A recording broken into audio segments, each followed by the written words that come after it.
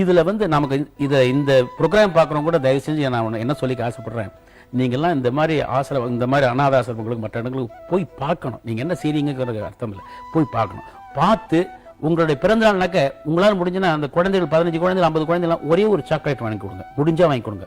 இல்லைன்னா போய் பார்த்து கொஞ்சம் சந்தோஷம் ஒரு சாக்லேட், கொஞ்சம் சௌரியமாக இருக்கிறவங்க ஒரு ஸ்வீட் காரம் காஃபி வாங்கி கொடுங்க. இல்லை ரொம்ப சௌரியமாக இருக்கும் ஒரு வேளை சாப்பாடு போடுங்க. அப்புறம் அடிக்கடி அங்கே போயிட்டு இருந்தீங்கன்னா யாரும் பார்க்க வரமாட்டாங்க, அந்த குழந்தைகளையோ அந்த நோயுற்றவர்களையோ கைகால் விளங்காதவங்களையோ இவங்களாம் பார்க்கறதுக்கு ஆளுங்களாம் வரமாட்டாங்க. நம்மளாம் எப்போது வேலைக்கு போனோம்னா கொஞ்சம் ஒரு 1/2 மணி நேரம் 10 நிமிஷம் பேசிட்டு இருந்தோம்னா they will feel happy. In fact நான் பல இடத்துல போயிருக்கேன், மனநிலை சரியில்லாத குழந்தைகள் அவங்க வந்து நான் வந்தவனை ரெக்கக்னைஸ் பண்ணி கைதட்டி சிரிப்பாங்க. அவங்களுக்கு அதான் முடியும், அதாவது பழக்கப்பட்ட ஃபேஸுங்கிற அளவுக்கு. அவன் டிவியில் படம் பார்க்குற போது அவங்க ஒரே குஷியாக இருக்கும்.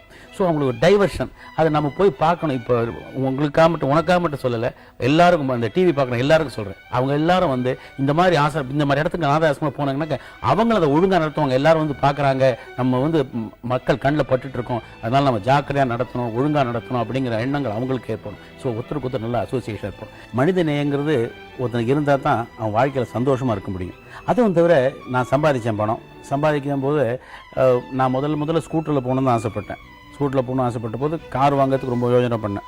கார் வாங்குற போது ஏவிஎம் படத்தில் இங்கிறது போது தான் காரே வாங்கினேன். நான் முதல் கார் அது பஞ்சு சார் என்ன சொன்னால், நான் ஸ்கூட்டரில் வந்துட்டு இருந்தேன். ஸ்கூட்டில் வந்து டே கார் வாங்கிக்கப்பா அப்படின்னாரு. எது முடியாது சார், நான் கார் வச்சுக்கிற அளவுக்கு வருவேன்னு தெரியாது.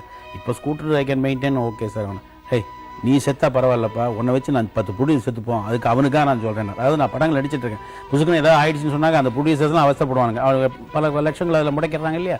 அதுக்கு அப்போ அவர் பஞ்சு சார் எப்போ ஃபோர்ஸாக தான் சொல்லுவார். அவர் சொல்கிற வார்த்தைகள்லாம் அப்படி நல்லதுக்கு தான் சொல்லுவார். அந்த மாதிரி ஒரு நினைக்கவே இல்லை இதெல்லாம் வரும், நான் அப்படிலாம் இருப்பேன். நம்ம 2-3 கார் வச்சுருக்கோம், இப்போ நல்லபடியாக வீடு கிட்ட வச்சுருக்கோம். பட் நமக்கு வரதை கொஞ்சம் அள்ளி எடுக்கிறது, கொஞ்சம் கிள்ளி கொடுத்தா என்ன தப்பு கிடையாது.